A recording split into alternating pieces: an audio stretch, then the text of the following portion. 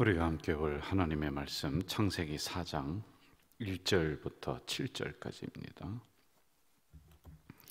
창세기 4장 1절부터 7절까지 우리 한 목소리로 읽도록 하겠습니다. 아담이 그의 아내 하와와 동침하매 하와가 임신하여 가인을 낳고 이르되 내가 여호와로 말미암아 등남하였다 하니라. 그가 또 가인의 아우 아벨을 낳았은데 아벨은 양치는 자였고 가인은 농사하는 자였더라. 세월이 지난 후에 가인은 땅에 소산물을 제물을 삼아 여호와께 드렸고 아벨은 자기도 양의 첫 새끼와 그 기름으로 드렸더니 여호와께서 아벨과 그의 제물은 받으셨으나 가인과 그의 제물은 받지 아니하신지라. 가인이 몹시 분하여 안색이 변하니 여호와께서 가인에게 이르시되 내가 분하여 함은 어찌 됨이며 한색이 변함은 어찌 됨이냐. 내가 선을 행하면 어찌 낯을 들지 못하겠느냐. 선을 행하지 아니하면 죄가 문에 엎드려 있느니라. 죄가 너를 원하나 너는 죄를 다스릴지니라. 아멘. 4장으로 오면서 이제 가인과 아벨에 대한 이야기를 우리가 접하게 됩니다. 이 창세기를 강해를 하면서 제가 거듭거듭 말씀드립니다. 여러분, 아브라함과 이삭과 야곱과 요셉, 이게 이제 축복의 계보인데 이 계보를 따라서 그 다음에 여러분들이 되는 놀라운 이 복이 임하는 줄로 믿습니다. 그래서 이 창세기 강해를 소중하게 생각하세요. 창세기라고 하는 건 처음에 있는 하나님이 창조했었던 역사, 이 처음에 성경을 놓은 이유가 있단 말이죠. 그래서 여러분들에게 그런 놀라운 은혜와 축복이 있을 겁니다. 우리가 해야 될 일은 이제 두 가지라고 그랬어요. 항상 기억하시는데 창조 질서를 회복해야 된다. 이제 깨졌습니다. 다 깨졌어요. 우리들의 관계도 자꾸 깨져나가요. 이제 사단은 교회에 들어와서 관계성을 자꾸 깨버리는 것입니다. 이러한 것들이 회복돼야 돼요. 여러분, 서로 지나다가 서로 성도들끼리 그 충돌이 일어나고 의견 충돌 여러 가지가 일어납니다. 근데 그건 있을 수 있어요. 그런데 가만히 보면 그것 때문에 내 신앙이 주저앉아 버리게 만드는 이러한 사단의 역사가 교회 안에도 있단 말이에요. 그래서 이것을 우리가 회복해 나가는 것, 이게 중요합니다. 그리고 두 번째, 창조 신앙, 이걸 우리가 기억해야 돼요. 이 창조 신앙과 창조 질서가 바르게 회복돼야지만이 이 복이 우리에게 임한다라고 하는 것이죠. 자, 먼저 1절로 한번 가보도록 하겠습니다. 1절 같이 읽읍시다. 아담이 그의 아내 하와와 동침하매 하와가 임신하여 가인을 낳고 이르되 내가 여호와로 말미암아 등남하였다 하니라. 여호와로 말미암아 등남했다. 하와가 아들을 둘을 낳습니다. 가인과 아벨을 낳는데 먼저 가인을 낳아요. 형입니다. 두 가지 감정이 있었을 것 같아요.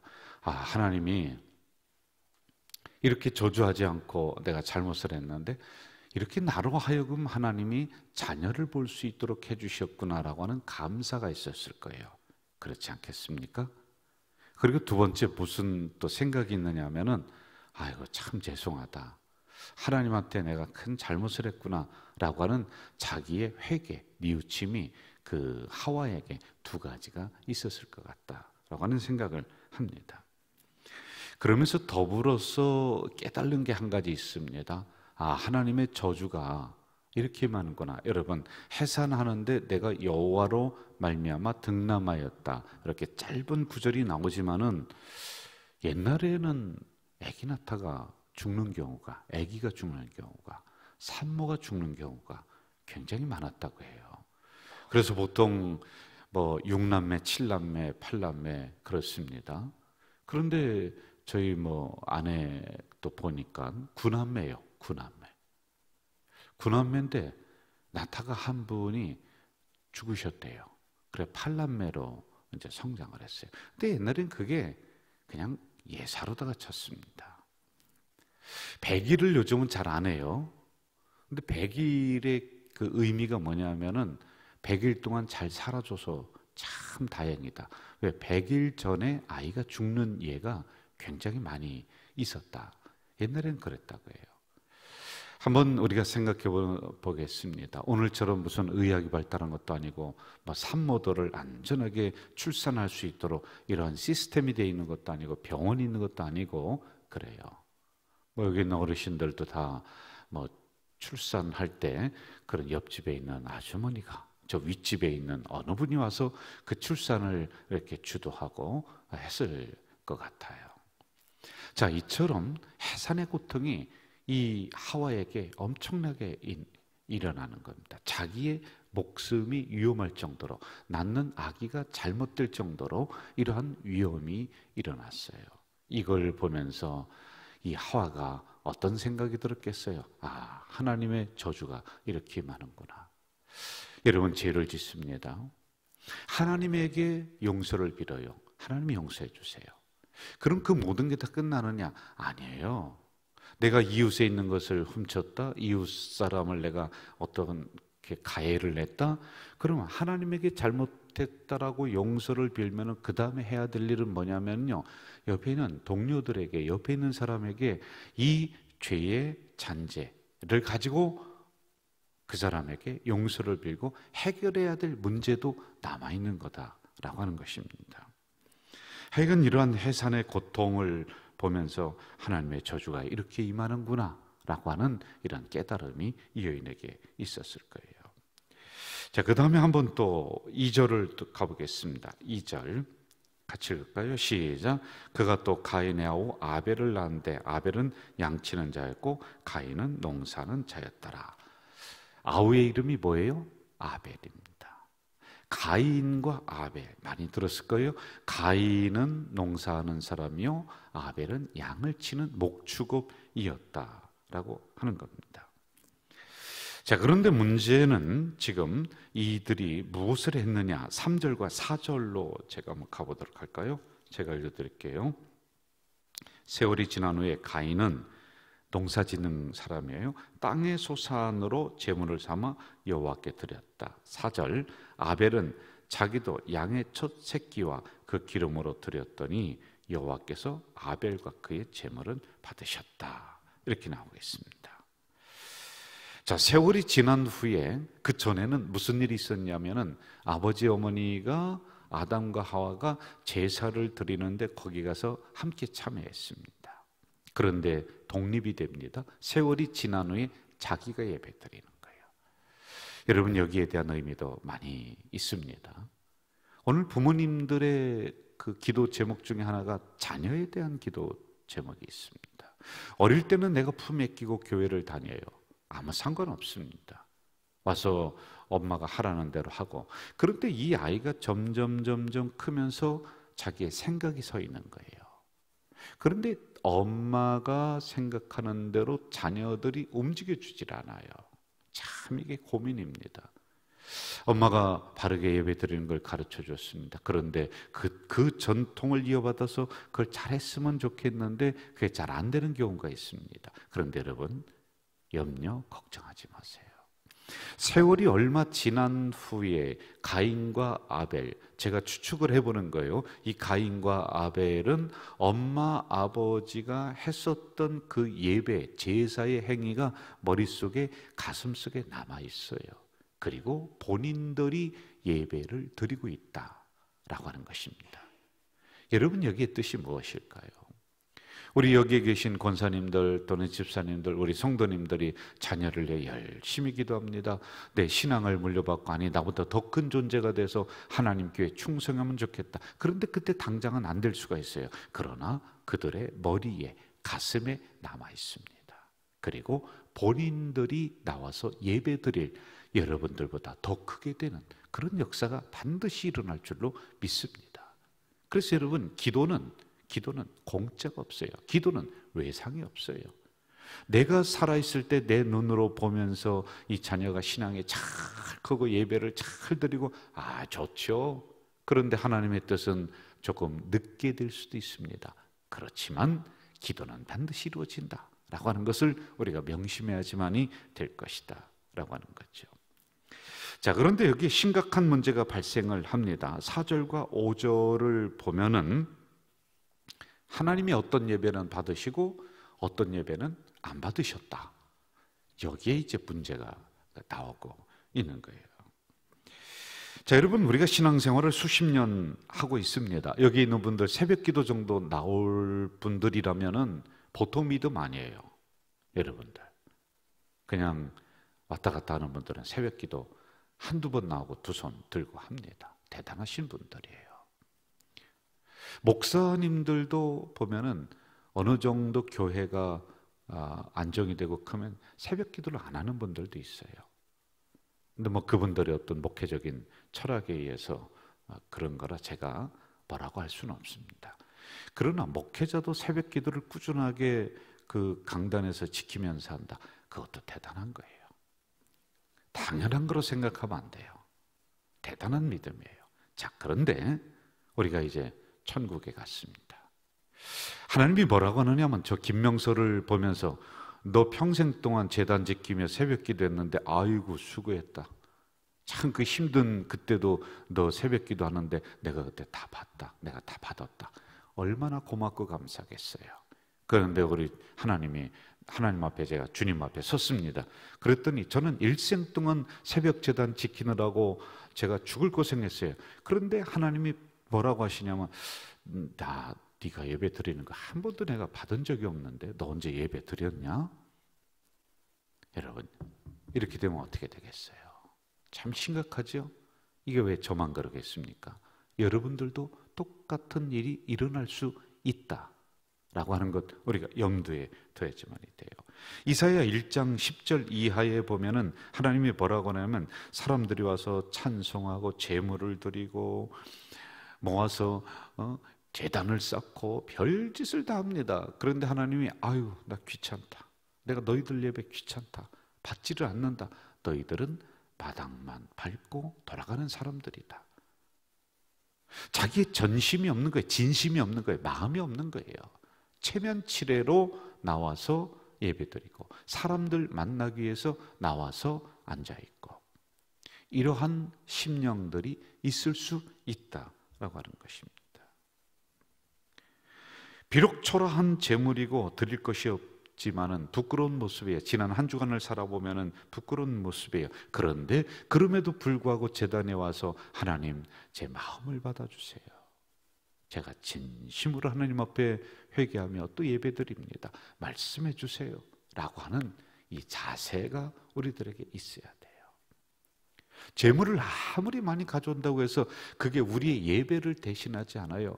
여러분, 아무리 많은 헌금을 한다고 해서 그게 우리의 예배를 대신하지 않아요. 재물이 없어요? 헌금이 없어요? 아무 상관없습니다. 하나님, 이 몸이 재물이 되겠습니다. 이 마음으로 예배 드리는 거예요. 1,000원을 드리면 어떻고 1억을 드리면 어때요? 담임 목사가 보면 깜짝 놀라겠죠. 1억 보면은요. 누군가 무슨 일이 있나? 하나님은 요만큼도 관심이 없어요. 아니, 하나님이 인간적인 무슨 생각으로 10만 원, 100만 원, 1000만 원 많고 더 많고 더 많고 이걸 하나님이 구분하시겠느냐는 거예요. 여러분 착각하지 마세요. 그래서 재물은 내 마음과 정성이 담겨 있어야지만이 되는 겁니다. 이게 다 마음과 정성이 안 담겨 있고 마치 지나가는 거지에게 주듯 또는 사람에게 자랑하듯이 무슨 흔들며 그렇게 하나님 앞에 올린다. 이게 사람들은 알아줄지 몰라도 오늘 이 문제가 나오는 거예요. 하나님은 받지 않으세요. 하나님이 그 뭐 1억 받아서 아유 또 많이 가져왔구나. 이거 내가 잘 사용할게. 하나님 뭘 사용합니까? 교회가 사용하죠. 네? 이 부분을 우리가 봐야 돼요. 분노를 가지고 왔다. 자기의 삶의 생활이 엉망이어도 하나님 죄송합니다. 부끄럽습니다 하면서 전심으로 예배 드렸다. 그런데 반대로 가지고 한 주간 살아온 게 분노야, 짜증이야, 힘들어. 그런데 이것을 하나님 앞에 해결하지 못하고 당연한 듯이 하나님 앞에 지난 삶을 그거 어떻습니까? 라고 하는 이러한 교만하고 당연한 마음으로 올리는 예배를 드리는 사람들도 있어요. 그리고는 뭐라고 하냐면 돈 꽤나 좀 있습니다. 함부로 삽니다. 뭐 그냥 드나들고 다 드나들고 이상한 짓 다 하고 그러면서 주일에 와서 그냥 재물 뭐 한 몇백만 원 턱하니 바치면 아이 뭐 이걸로 됐지. 착각하는 거예요. 하나님은 그런 하나님이 아니에요. 혹은 목사들이 그렇게 가르쳤을 수 있어도 그렇게 하면 안 돼요. 잘못된 거예요. 자, 본문으로 들어가 봐요. 이 문제가 지금 나오고 있어요. 가인은 뭐 하는 사람이에요? 농사 짓는 사람. 아벨, 동생은 뭐 하는 사람이에요? 목축업, 양 키워요. 그래서 이렇게 해서 그래요. 하나님이 아벨의 제사를 받으신 것은 양을 잡았기 때문에, 피를 흘렸기 때문에. 왜? 이 제사를 드릴 때는 과거 이 구약에 보면은 양 잡아야 되고 소 잡아야 되고, 그래서 제물이 합당해서 하나님이 받으셨다. 가인은 농사지은 쌀 드렸기 때문에, 예를 들어서, 그래서 그거는 제물이 합당하지 않다. 그래서 거기에 초점 맞추면 안 돼요. 그럼 여러분, 제물에 초점 맞추면은 헌금에 오늘 초점 맞추는 거 똑같거든요. 그게 아닙니다. 다시 한번 본문을 좀 볼까요? 4절로 봅시다. 아벨은 자기도 양의 첫 새끼와 그 기름으로 드렸더니 여호와께서 아벨과 그의 제물은 받으셨으나 가인과 그의 제물은 받지 아니하신지라. 자, 저를 보세요. 여기에 보면은 아벨과 제물은, 가인과 제물은 이렇게 나와요. 가인의 제물은 받으셨다가 아니에요. 아벨의 제물은 받으셨다가 아니라 가인과 제물. 그러니까 뭐냐면은 가인이라고 하는 이 형이 뭐 쌀을 그냥 한 몇십 석 가져와서 드렸다고 쳐봅시다. 어우, 많이 가져왔구나. 하나님이 이것만 받으시는 것이 아니라 너의 삶이 어땠느냐, 네가 지금 예배 드리는 태도가 어떠냐 라고 하는 가인과 제물을 같이 받는 거예요. 이해가 되시나요? 아벨이 양을 드리고 이 제사에 합당한 제물을 올렸기 때문에 그 제사를 받으셨다, 예배를 받으셨다, 이렇게 하면 안 돼요. 아벨과 아벨의 삶, 아벨의 지금 예배 드리는 태도, 어떠한 마음으로 예배 드리고 있느냐라고 하는 아벨과 제물을 함께 받으시는 거예요. 자, 성경을 하나 제가 읽어드릴게요. 히브리서 11장에 보면은 믿음으로 아벨은 가인보다 더 나은 제사를 하나님께 드림으로 의로운 자라 증거를 얻었다. 믿음으로 아벨은 가인보다 더 나은 제사를 드렸다. 더 나은 제물을 드렸다가 아니에요. 믿음으로 더 나은 제사를 드렸다. 그럼 이게 안 나와야 되는 거예요. 만약에 하나님이 제물에만 초점이 있어서 양으로 드렸기 때문에 받았다, 이거는 곡식이라 하나님이 안 받으셨다, 그게 아니라 아벨은 믿음으로 하나님 앞에 드렸다. 그러면은 하나님이 받으시는 예배는, 하나님이 원하시는 예배는 어떠한 예배냐? 믿음으로 드려야 되는 예배다. 그럼 그 믿음은 무엇이냐? 믿음은요, 하나님이 계시다는 것, 하나님이 내 예배를 받으신다는 것, 그리고 나는 이 예배를 통해 하나님을 기쁘시게 해야 된다는 것, 하나님 앞에 예배 드리는 자들에게 하나님이 상 주시고 복 주신다는 그 믿음, 그리고 하나님이 이 예배를 통해 나의 지나온 삶을 용서하시고 회복시켜 주시고 다시 말씀을 주셔 삶의 현장으로 나가게 해 주신다는 그 믿음, 이게 예배에 있어야 되는 거예요. 아멘. 이게 예배에 있어야 돼요. 이게 없이 지나온 삶을 하나님 앞에 예배 중에 회개하지도 않아요. 부끄럽지도 않아요. 그냥 돈 펑깨나 있으니까 몇백만 원 턱하니 드리면은 뭐 지나온 삶이건 뭐건 아무것도 상관없어요. 그러면 하나님이 이걸 다 용서해 주시고 다 받으시고 또 한 주간을 보장해 주실 것이라고 하는, 여기에 초점을 두면 하나님이 너희들이 가져오는 재물이 나는 진절머리가 난다, 이 사이에서 그렇게 하잖아요. 그러므로 우리의 행위, 우리의 지금 믿음의 태도, 예배드리는 태도, 어떤 마음으로 드리고 있느냐, 훨씬 더 중요한 거예요. 그래서 여러분, 이 성경은 아벨과 제물을 받으셨다. 하나님이 제물을 받으신 게 아니라 아벨의 마음을 받으시는 거예요. 아벨의 태도를 받으시는 거예요. 아벨의 회개하는 그 심정을 받아주시는 거예요. 가인과 제물은 안 받아. 교만합니다. 그러면서 제물은 많이 가져와서 하나님 이거면 됐죠? 이따위로다가 예배드리니 하나님이 안 받으시는 거다. 이런 부분을 우리가 잘 봐야지 됩니다. 자, 5절로 한번 좀 가면서 마무리해 봅시다. 5절 같이 읽을까요? 5절 시작. 가인과 그의 제물은 받지 아니하신지라 가인이 몹시 분하여 안색이 변하니. 그러면서 6절 7절에서는 죄가 문 앞에 엎드러져 있다. 그 죄를 다스려라. 이렇게 나오고 있습니다. 저를 보세요. 여러분, 호의를 거절했을 때 자존심 상해요. 그렇죠? 부끄럽습니다. 거절당하면은 이런 게 올라옵니다. 천국 입구에서 너는 안 되라고 거절해 보세요. 나는 내 예배를 받지 않는다. 그럼 여러분, 우리는 그때는 돌이킬 수 없는 그런 심판의 결과가 있습니다. 거절은 상당히 우리에게 상처를 줍니다. 그래서 여러분, 다른 사람에게 부탁할 때 무리한 부탁은 하지 마세요. 왜? 거절하면은 관계가 깨질 수가 있습니다. 알맞은 부탁을 하는 거예요. 그리고 부탁을 해서 그 사람이 들어줬으면은 고마움을 갖고 그 다음에 나도 그 사람이 부탁하는 것을 들어줄 줄 아는 거예요. 항상 기브 앤 테이크야. 줬으면 나도 줘야 되는 거예요. 그런데 들어줄 수 없는 부탁을 합니다. 너무 커요. 감당이 안 돼요. 그런데 그동안에 가지고 왔었던 관계, 이것 때문에 급이 가는 경우가 많아요. 그래서 여러분, 인간관계도 잘 생각해야 돼요. 예배도 마찬가지입니다. 하나님이 만약 거절했다, 여러분, 우리는 깊은 상처로 남아요. 만약에 예배를 이 시간에 드리는데, 새벽 기도를 드리는데 어느 집사님 일어나서 나가세요. 그렇게 예배 드릴까 하면 나가세요. 예배를 제가 거절했다고 쳐봅시다. 여러분, 신앙생활 안 하면 안 했지 교회 나오겠습니까? 안 나올 거란 말이에요. 그분은요, 하면은 이처럼 마음이 아프다라고 하는 겁니다. 자, 그런데 얼굴에 분노가 일어나요.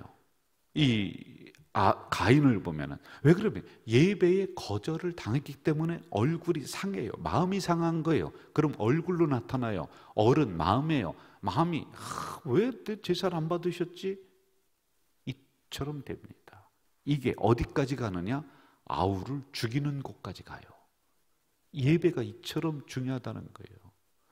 여러분, 저는 여러분들이 예배 드리는데 이 예배 하나님이 받으셨는지 안 받으셨는지 제가 판단을 할 수 없어요. 뭐 그 정도 제가 하는 사람 아니에요. 여러분들 스스로가 내가 어떤 마음으로 드리느냐. 그런데 예배에 거절을 당하잖아요. 그러면 이것이 나에게 분노로 자리 잡고 살인으로 나아가는 거예요. 예배를 잘 드리면 생명으로 나가는 거예요. 그래서 예배는 생명이다. 이해가 되셨나요? 예배에 목숨 걸어야 될 이유가 바로 여기에 또 있는 겁니다. 저는 예배 드리고 나서 여러분들의 얼굴에 막 분노가 일어나고 짜증이 일어나고 싸움이 일어나고 막 고성이 오가고 그러는 게 아니라, 예배를 드리고 난 다음에 그런 마음들이 싹 녹아져서 얼굴에 화색이 돌고 감사가 일어나고, 이러한 예배 되기를 주의 이름으로 축복합니다. 이게 우리 교회의 성도들이 추구해 나갈 예배의 방향성과 태도예요. 저도 어느 날은 예배 드리고 나서요, 좀 여담입니다. 시간이 좀 많이 가네요. 어떤 때 제가 막 화가 나고 짜증이 나느냐면은 두 가지가 있어요. 하나는 제가 설교가 스스로 안 됐을 때, 너무 힘들어요. 나에 대한 짜증이죠. 그리고 두 번째는요, 우리 교육자들이 수도 많이 있는데 예배를 잘 가이드하고 은혜 받도록 착착착착 해야 되는데, 저는 성격이 좀 못돼서, 제가 성격이 못돼 보이죠. 뭔가 하나 조금이라도 잘못되면요, 막 속에서 그냥 뒤엉켜요. 어떻게 할 줄을 모르겠어요. 이 거룩한 예배에 어떻게 저렇게 하는가, 교육자들은 예배의 전문가들이에요. 성도들은 비전문가라 당연히 성도들에게 책임이 있는 거 아니에요. 교육자입니다. 우리는 전문가는 목숨을 걸어야 되는 거예요. 그러면 제가 이제 끝나고 나가서 교육자일 때 아주 호통을 칩니다. 그따위로 예배 준비하고 예배 드릴 거면은 그거 그만둬야죠. 보따리 싸야죠. 아니 예배 전문가들이요. 그런데 이것도 가만히 돌이켜 생각해 보면은 내가 잘못이에요. 왜? 예배 드릴 때 내 얼굴에 분노가 일어나, 마음에 짜증이 일어나. 잘못된 예배야. 그럴 때가 참 많아서 회개를 많이 합니다. 아이고, 아니 하나님이 받으시면 됐지, 목사가 인간적으로 정한 순서 뭔가 좀 잘못되고 뭔가 마이크가 삑삑거리고 그러면은 이것 가지고서 예배 전체를 갖다가 막 그냥 얼굴에 분노가 일어나고 짜증이 일어나고, 야, 이거 잘못된 예배구나. 여러분, 이 새벽 기도 끝나고 나가면요, 여러분들 마음이 환하게 되기를 주 이름으로 축복합니다. 여러분의 삶이 쫙 펴지기를 주 이름으로 축복합니다. 하나님 아버지 감사합니다. 가인과 아벨과 제물이라고 했습니다. 우리의 마음이 온전히 하나님을 향하고 하나님 받아주시옵소서. 이 새벽에도 하나님 이 하루를 지켜주시옵소서. 하나님 말씀을 통해 저희들에게 내려주시고 또 복을 주시옵소서라고 분명한 믿음으로 예배드린 우리 성도들 되도록 주여 도와주시옵소서. 예수님의 이름으로 기도하옵나이다. 아멘. 하늘에 계신 우리 아버지, 아버지의 이름을 거룩하게 하시며 아버지의 나라가 오게 하시며 아버지의 뜻이 하늘에서와 같이 땅에서도 이루어지게 하소서. 오늘 우리에게 일용할 양식을 주시고 우리가 우리에게 잘못한 사람을 용서하여 준 것 같이 우리의 죄를 용서하여 주시고 우리를 시험에 빠지지 않게 하시고 악에서 구하소서. 나라와 권능과 영광이 영원히 아버지의 것입니다. 아멘.